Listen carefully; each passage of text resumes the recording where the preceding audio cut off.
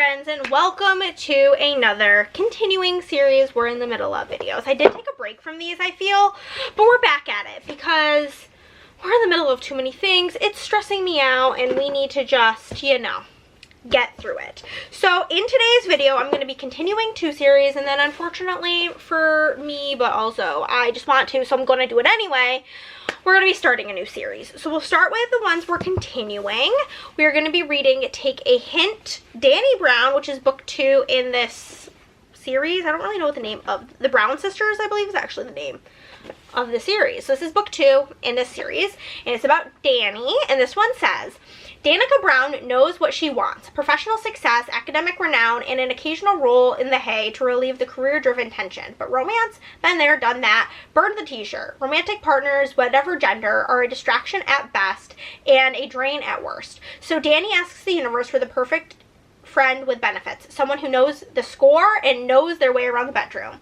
When big, broody security guard Zafir Ansari rescues Dani from the workplace fire drill gone wrong, it's an obvious sign. PhD student Dani and former rugby player Zaf are destined to sleep together. But before she can explain that fact to him, a video of their heroic rescue goes viral.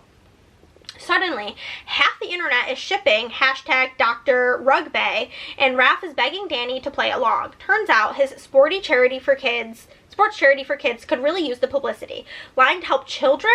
Who on earth would refuse? Dani's plan is simple. Fake a relationship in public, seduce him behind the scenes. The trouble is, Grumpy Zaf is a secret romantic, and he's determined to corrupt Dani's stone-cold realism. Before long, he's tackling her fears into the dirt, but the former sports star has issues of his own, and walls around his heart as thick as, thighs. Suddenly, the easy lay Dani dreamt of is more complex than her thesis. Has her wish backfired? Is her focus being tested, or is the universe waiting for her to take a hint? Then we're going to continue in the Gold Rush Ranch series. This is book 3 of 4, so we're almost done. And this is book 2 of 3, so we have only one more to go after these two. But this is the front runner. This says he's beautiful, brooding, bossy, and she disagreed to 3 fake dates with him. Stefan D-A-L-C-A, Delca, is public enemy number 1 in this small town, a prickly outsider with a murky past that is hard to overlook. All he wants is to raise his horses and be left alone, but when veterinarian Mira Thorne needs his help to save a sick foal, he's too drawn to her to refuse. In exchange, he wants her. Their time together starts as a simple transaction, but the more Mira gets to know Stefan, the more she wonders if he isn't quite the villain everyone has made him out to be. With every intimate conversation and lingering look, the tension between them builds. She's been drawn to Stefan since the day she laid eyes on him, but now he's downright irresistible. Mira knows sleeping with the enemy is playing with fire, but like a moth to a flame, she's attracted to the mysterious man in a way those closest to her wouldn't approve of or understand. And the more Stefan softens for her, the harder she falls. But as mysteries unravel, so do hidden truths that are bound to get someone burned. Mira just didn't expect that someone to be her. And then another cowboy romance, so I'll probably sandwich Dani Brown in between the 2 cowboys. But then we have got Holding the Reins by Paisley Hope. I do have most of this series. I don't have the newest book, Catching Fire, but my sweet friend Teresa gifted me, I think, all of the books in this series, so love you, girl. But this one says, take a deep breath and let go of the reins. Cecilia, Cece Ashby, is finally escaping the toxic relationship that has consumed her entire adult life. She's returning to her hometown of Laurel Creek, Kentucky, and to her family's horse ranch, unsure of what the future holds. Nash Carter, the newly retired superstar of the Dallas Stars, is Laurel Creek's hometown hero, local business owner, and notorious bachelor. He is also the unofficial 4th sibling in the Ashby clan. It has been years since his days of tormenting Cece with her older brothers, Wade and Cole. So when Cece needs a job, he feels drawn to help her. Nash can't seem to take his eyes off his best friend's sister, and it seems like she's starting to stare right back. But with the animosity left from their childhood teasing back in the day, despite their initial reluctance, the fire between them ignites, and it isn't long before they jump into the flames. So, we're going to get going on these 3 series.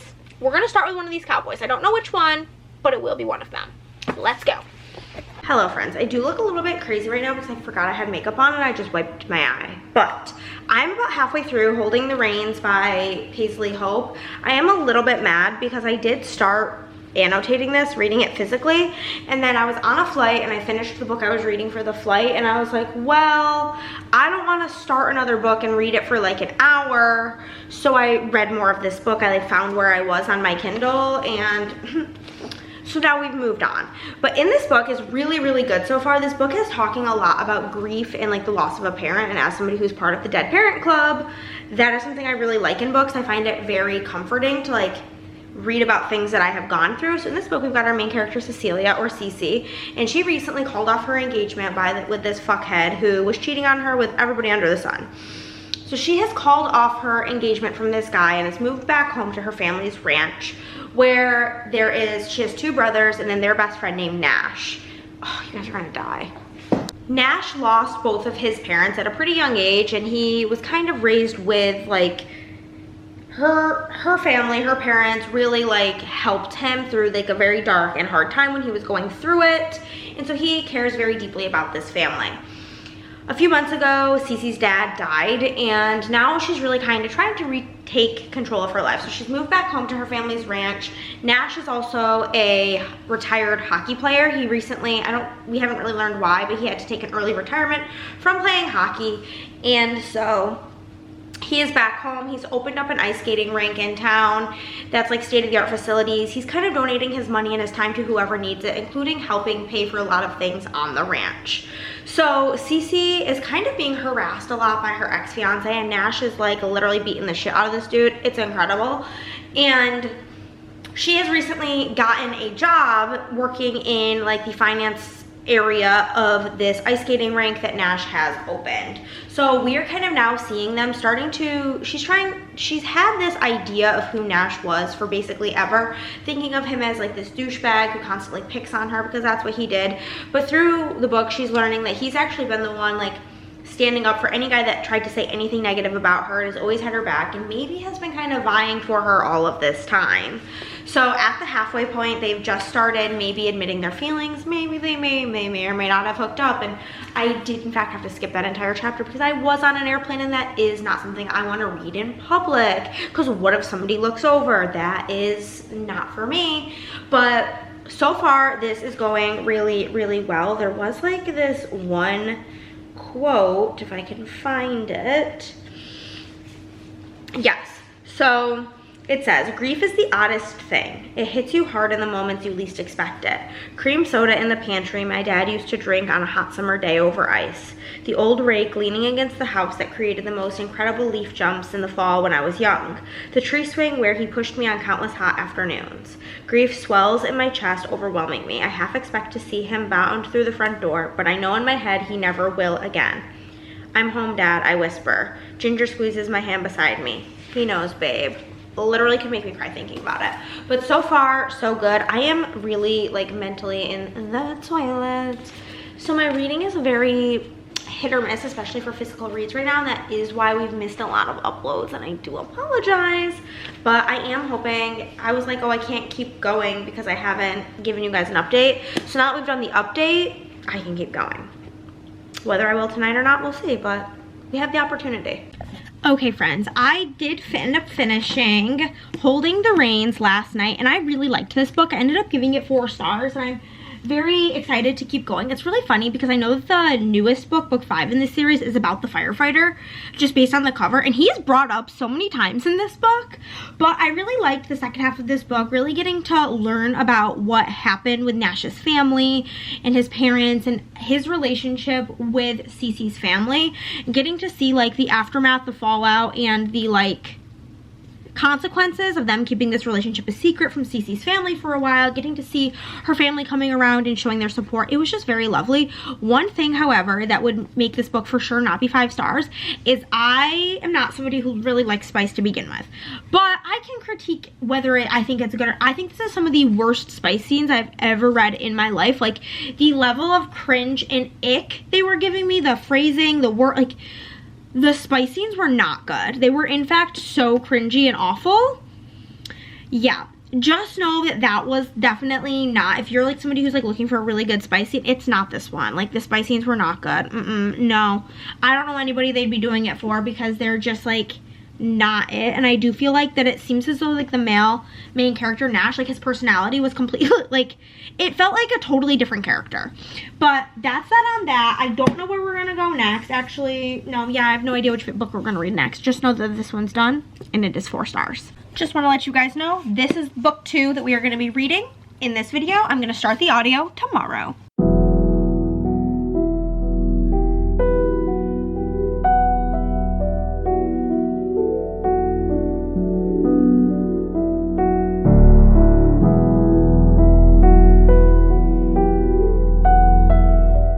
Alrighty friends, I'm about halfway through Take a Hint, Dani Brown, and I am bored to tears. I'm kind of in this struggle right now that like I'm gonna finish this book, but then I'm like I kind of want to DNF the series, but then I'm like I only have 1 more book to go in the series, so maybe I should finish it. Let me know. This is feeling like a 2-star, unfortunately. I just like am bored. So this book is about Dani. She is sisters with Chloe from book 1, and she is a practicing witch. She's very like sick of love, and she's kind of just chill with like just physical relationships, very casual, it's just sex type of vibes.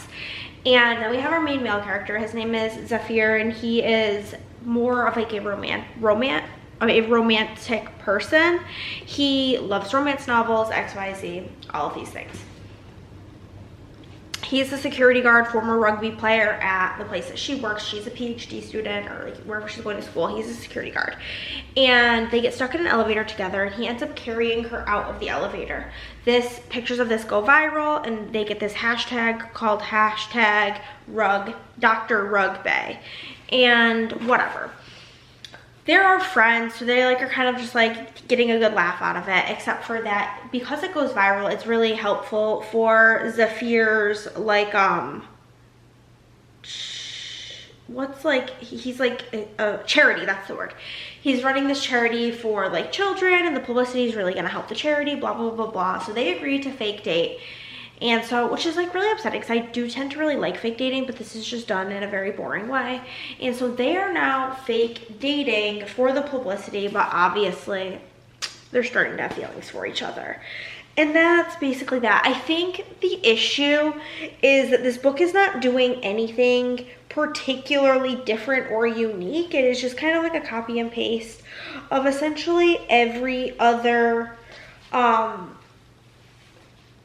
fake dating book I've ever read. So I feel like because there's like nothing really happening that's like different to keep me interested, I do feel myself zoning out. I'm working on a spreadsheet of all the books I've ever read.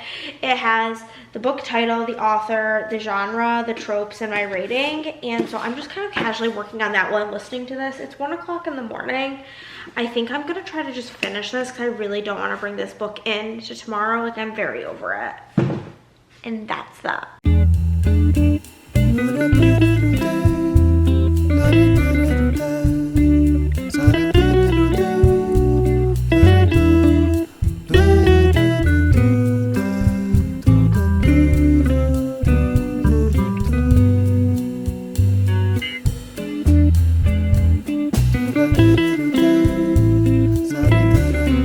Hello friends, we are in the living room. I can't stop sneezing. We are about halfway through The Front Runner, and I'm obsessed with this. I am loving this so much.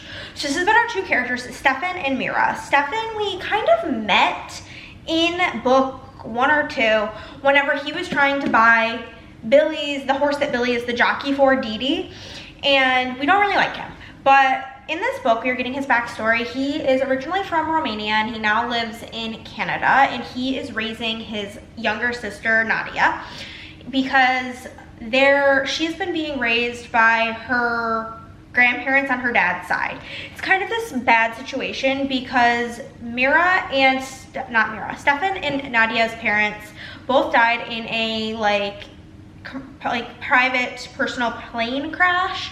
And it was giving like on purpose on the dad's part because he was extremely physically, emotionally, mentally, all types of abusive towards their mother. And this was something that Stefan had to watch for a lot of his life until his parents, who were very wealthy, sent them both to like boarding schools because his mom didn't want them to be around that. When they died, he was over the age of 18, so he was able to live his life, but he was not able to get his little sister. So she's been kind of living with like this abusive dad's parents this whole time, but now that she's 19, she failed her senior year of high school, she's living in Canada to finish out high school. Stefan has moved and bought this ranch because his mom had said to him that she should have never left like the ranch, and that got him in this like mindset that he was going to bring her ashes there and that he was going to do what she couldn't do and have this racehorse ranch. So now he's there. Flash over to Mira. She is the veterinarian for all of these like local stables, and on Gold Rush Ranch, a cow, I don't know the name right now, mare, no, not a cow, a horse, is that called a mare, a female horse, I don't really know, but it's like baby season, must be the spring, and all the babies are kind of being born to get ready to start training for the next seasons and so on and so forth, when one of the horses dies during the birth of the calf, which is devastating.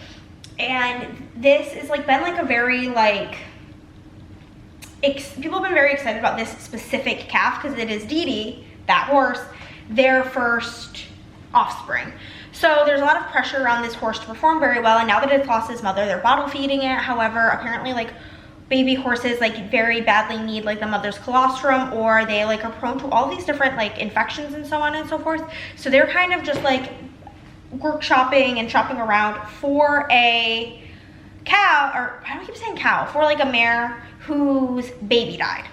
And so incoming Stefan, he calls Mira because one of his horses just gave birth and the foal is not doing well. She goes and she's like, yeah, like it's not gonna make it.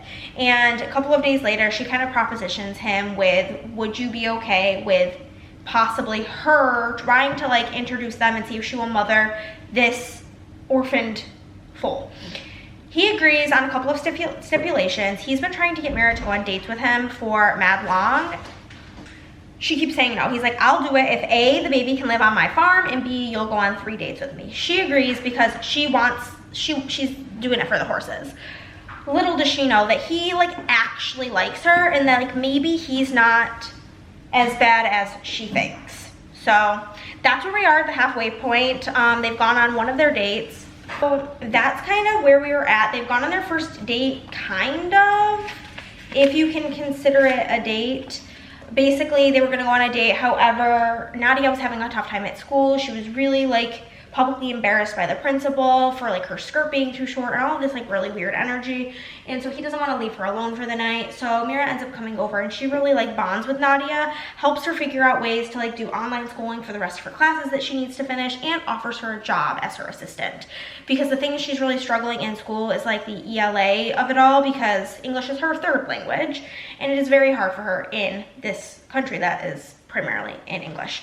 So we've seen that, and one of my favorite parts that's really making me love this is that Mira asks Stefan if for their second date he will be her date to like this family dinner, because she is sick of their like comments about her not having a boyfriend. So while they're there, her one aunt starts making all of these comments about like, is she getting married soon? Like she needs to have babies, and Stefan stands the fuck up.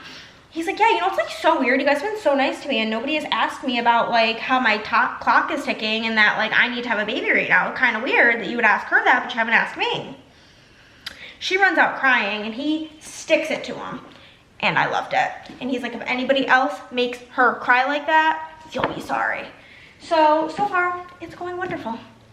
Alrighty friends, just like that, we are done with the front runner, and I am going to land on a 4-star. I did dabble with the idea of giving it 5 stars, but the like spice in this book was just like, it was a real turn off. I feel like there was just it was just so like, just sometimes it's written so bad, and I just don't think Elsie Silver is all that good at writing it, if I'm being so for real. But with that being said, we are done with this video.